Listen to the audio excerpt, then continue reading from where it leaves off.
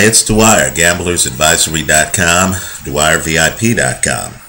Remember, the opinion you should follow should be your own. Just consider this video to be a second opinion from a complete stranger online. For legal reasons, let me say this video is being offered for entertainment purposes only. You know, there is a fight from the 1970s that's really a classic that should have changed boxing history. It's Jimmy Young taking apart Muhammad Ali.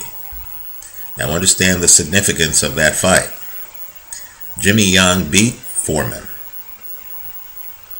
Had the judges scored that fight properly, in my opinion, Jimmy Young would have beaten Muhammad Ali. And as we talk about the 1970s, the big names of the 70s, right? Frazier, Foreman, Ali, Norton.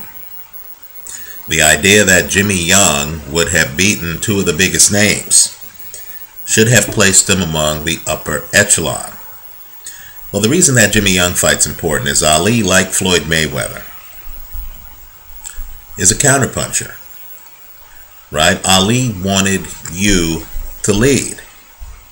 And like Floyd Mayweather, at that stage of Ali's career, Ali wanted you to follow him over to the ropes, right? He wanted you to try to pin him up on the ropes. He wanted you, like Floyd Mayweather does today, to try to knock him out up on the ropes. Because Ali believed in his defense, back then, the rope-a-dope.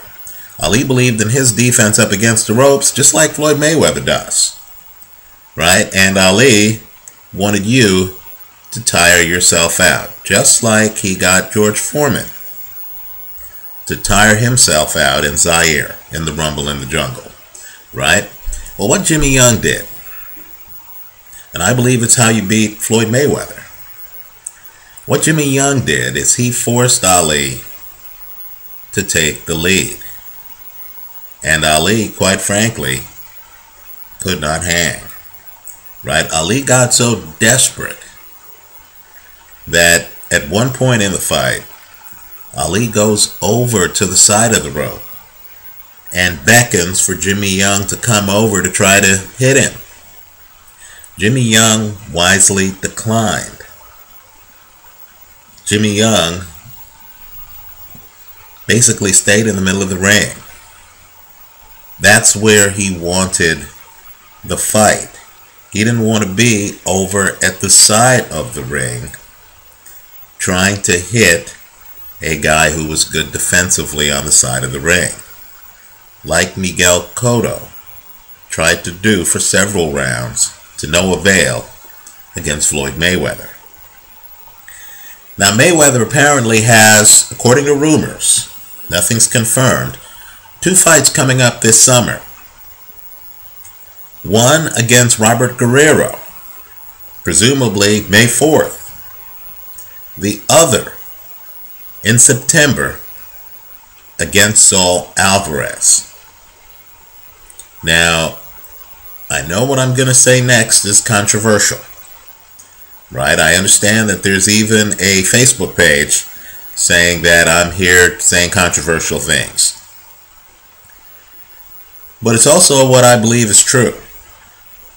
Of those 2 fights, in my opinion, the one Floyd Mayweather needs to be worried about the most is the fight against Robert Guerrero. Because I believe Guerrero is like Jimmy Young. He's creative. He can hold his own against Floyd Mayweather in the middle of the ring. And he's not going to make the mistake that, let's say, Victor Ortiz made against Floyd Mayweather in what should have been a closer fight, in terms of following Mayweather over to the ropes, in terms of trying to take what Mayweather was giving him, and then running into, of course, Mayweather's body armor, giving up his foot speed, being right there for Mayweather to pot shot him, right?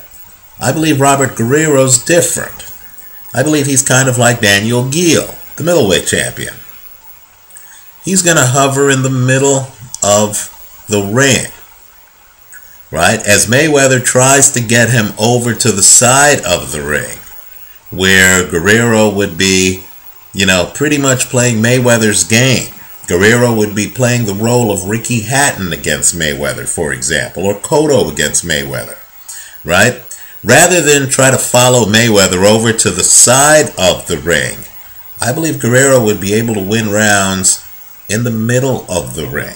He has the boxing capability. Look at the scorecards for his fight against Michael Casitas, right? He can take you apart in the middle of the ring.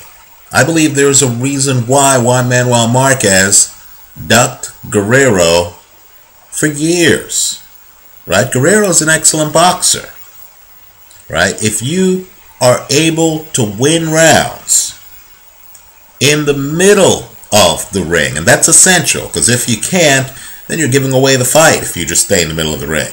If you're able to win rounds in the middle of the ring, right? And when we say the middle of the ring, we're talking about without either fighter's back touching the ropes. In other words, they could be circling each other and doing things like that. I'm not saying be stationary in the middle.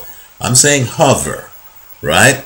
If you can win rounds in the middle of the ring, why would you ever go over to the side of the ring against a guy who, quite frankly, knows how to pot shot you, right? Against a guy who, quite frankly, knocked out Ricky Hatton with a check left hook on the side of the ring, right? Knocked him down. Hatton gets up. Hatton doesn't stay up for long, right? That's Floyd's game. Look at the scorecards from the Miguel Cotto fight. And Cotto is a pretty good aggressive fighter. But you're going to see Cotto is trying to fight Floyd on the side of the ring, and he ends up losing several rounds. Floyd's not a combination puncher, right? He's not Ray Leonard, because that, quite frankly, is too risky. Floyd is risk averse. He doesn't want to open up with a combination because he always wants to have defense. He always wants to have some body armor.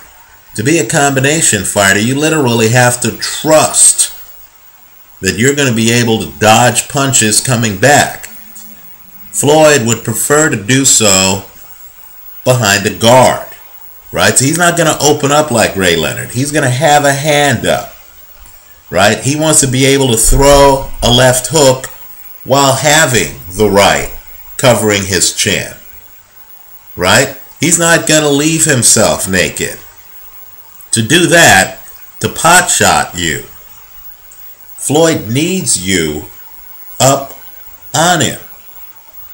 Let me say something too that really hasn't been said enough. If this Mayweather fights the Mayweather who took out Diego Corrales years ago, he'd lose. Because this Mayweather no longer has the legs of that Mayweather. Boxing is a young man's game. So he's relying on you, the opponent, to give up your legs so he can pot shot you. He doesn't want you circling him in the middle of the ring. He doesn't want you keeping the fight in the middle of the ring and you having a lot of real estate. Since you're not in a corner, you actually have room to move, right? He doesn't want you with room to move in the middle of the ring. He wants you up on the side of the ring, just like Ali wanted Jimmy Young, trying to rough him up. Now, I know that's the fight that Robert Guerrero fought against Andre Berto, right? I know Guerrero in his last two fights, quite frankly, has been a little bit disappointing in terms of trying to be a tough guy with Sel Cucaden and then Andre Berto. But I believe Guerrero is a student of the game. Guerrero is multifaceted. He can fight you inside or outside, right? The Guerrero who came up, the Guerrero who destroyed people like Jason Litzow. That Guerrero fought you from distance. He's a southpaw with a pretty good jab. He's very slick, right? He didn't fight Michael Casitas the way he fought Andre Berto, because he understood Casitas can fight inside, right? I believe Guerrero is adaptive reactive. He adapts based on his opponent. And so I would expect Guerrero, if he wants to have a chance to beat Floyd Mayweather, to fight the fight that he fought against Michael Casitas. Circle Mayweather. Shoot a jab. I know it's going to be a bit ridiculous, but, to try to outbox Floyd Mayweather. But understand, Robert Guerrero is an elite boxer. Use your legs. Don't give them up. Don't try to play tough guy and back Floyd into a corner, because then you'll end up like so many other Floyd victims, right? Didn't Oscar De La Hoya back Floyd into a corner? What did that get Oscar other than some pretty good counters coming back at him? Precise counters, right? What did backing up Floyd get Ricky Hatton? What did backing up Floyd get Miguel Cotto? Right? Isn't the secret to beating Floyd circling Floyd? In fact, hasn't Floyd profited from the Castillo fight years ago? Because back then it looked like the way to beat Floyd was to corner him. And then, of course, Floyd figured out how to fight inside and how to fight up against the ropes. So now you're a victim. Everyone wants to be Castillo against Floyd, and everyone comes up short. They run into a defensive genius up against the ropes. Then they get frustrated like Victor Ortiz, and they do things like try headbutts and stuff like that. Now, I believe Canelo views himself as the bigger man in the ring because he normally walks around in the 160s. Right? And I've watched Canelo, and Canelo's a guy who, because of punching power, right, and because of size, right, he's thick, he's big, he's draining himself to make 154. Because of size, Canelo wants to fight exactly the wrong kind of fight against Floyd Mayweather. In other words, while I believe Guerrero, who's faster than Canelo, while I believe Guerrero would be hovering outside in the middle of the ring, pot-shotting Floyd Mayweather, in other words, setting up a jab, using the jab to literally offset and benefit from Floyd's low volume. Keep in mind, Floyd Mayweather's a low volume guy. He doesn't throw that many punches in a round. I'm surprised the guy hasn't come out, circled Floyd, and literally peppered him with the jab, been more active than Floyd. Why wouldn't you want to be more active than Floyd? Sway some judges. Have the judges feel that you're the more active fighter. That if Mayweather doesn't knock you out and you're the more active fighter operating behind a jab, then you should win some of these rounds. I believe that's what Guerrero would do. Canelo, on the other hand, I believe, would ultimately try to get Floyd in a corner like he got Jose Cito Lopez in a corner, and then would try to empty the chamber on Floyd. Let me just say, folks, recipe for disaster. Canelo's not that defensively gifted. You come in trying to knock out Floyd, Floyd's going to hit you as you come on the way in. Also, technique-wise, Floyd's much better than Shane Mosley. You get up on Floyd, Floyd covers his body. Floyd covers his chin. Floyd's hard to hit. Floyd even moves his shoulders, right? So as you're throwing, he's rolling away from the punch. I mean, Mayweather's very hard to knock down. guys with much faster hand speed than Saul Alvarez. Zab Judah, for example, was able to knock Mayweather down once. Mayweather's glove did hit the canvas. It was counted as a knockdown. But understand, even a guy with a punch and much superior speed to Canelo was unable to take out Floyd Mayweather. I believe Canelo would try to take out Floyd Mayweather, find himself on the side of the ring, literally playing Floyd Mayweather's game. I also don't believe that Canelo has the foot speed and spacing ability of Robert Guerrero. Right? I think Guerrero would be harder to find in the ring than Canelo. Right? Guerrero's a guy who has won big fights by going 12 rounds. He outboxes you.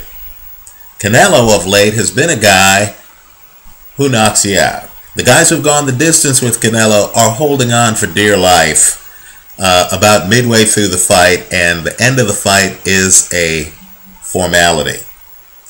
Right? The point is, when's the last time you've seen Floyd Mayweather hanging on for dear life, other than that Shane Mosley fight? Right? And I don't believe that Canelo has the hand speed that Shane Mosley has early in fights. Understand, I know Mosley's older. I know there's stamina concerns. But understand that old guys still have the hand speed early in fights.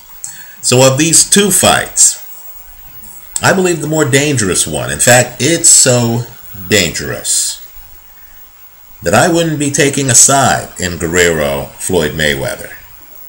I would probably just be betting the over. Right? That Mayweather-Guerrero fight is extremely dangerous. If Guerrero comes in like young Guerrero, like the Guerrero against Casillas, if Guerrero comes in like he did against Berto, I think Mayweather wins the fight. Unfortunately, I believe that Canelo ultimately would try to fight like he fought against Ryan Rhodes.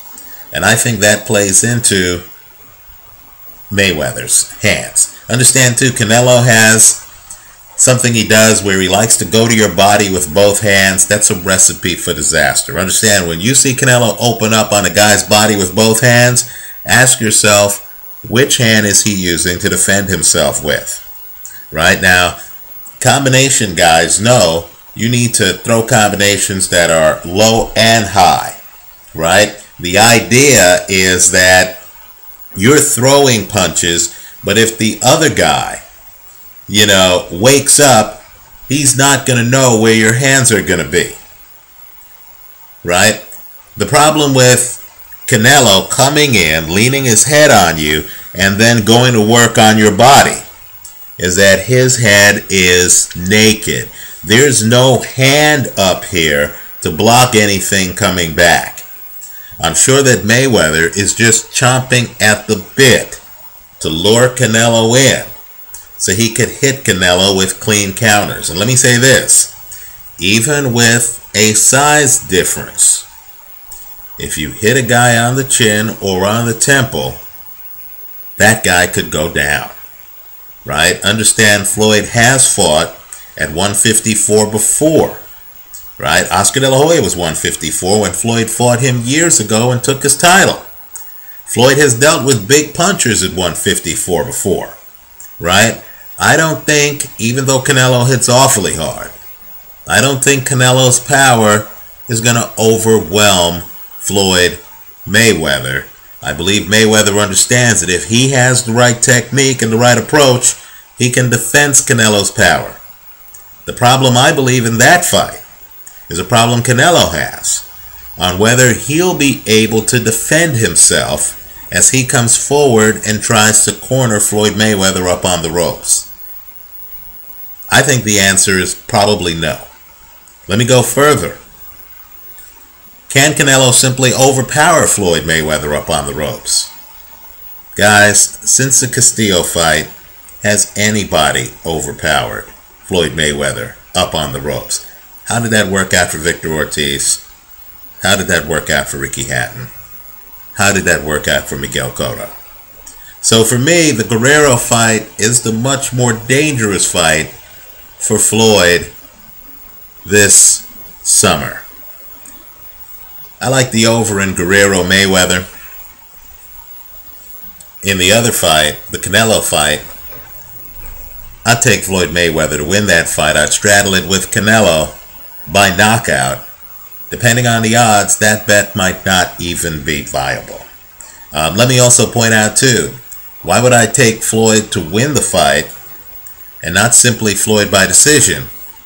And the reason is simply guys who are trying to be aggressive, who come in and who aren't naturally defensive, guys who can get hit, can get knocked out. Don't undersell the possibility that Floyd might stop Canelo. Floyd certainly hit hard enough to stop Victor Ortiz. I understand it was a questionable ending to that fight, but understand Victor Ortiz was on the canvas, knocked out in that fight. Understand that Victor Ortiz has faced many other guys, including Andre Berto, right? And was not stopped. So, food for thought. Let me hear from you. Leave your comments for me here online. Visit us at gamblersadvisory.com. And for the hardcore boxing cognoscenti, I encourage you to just Google Jimmy Young, Ali. Let me just say, in my opinion, Jimmy Young, unfortunately, is one of the more overlooked talents in the sport's history. He was a great fighter. Thanks for watching.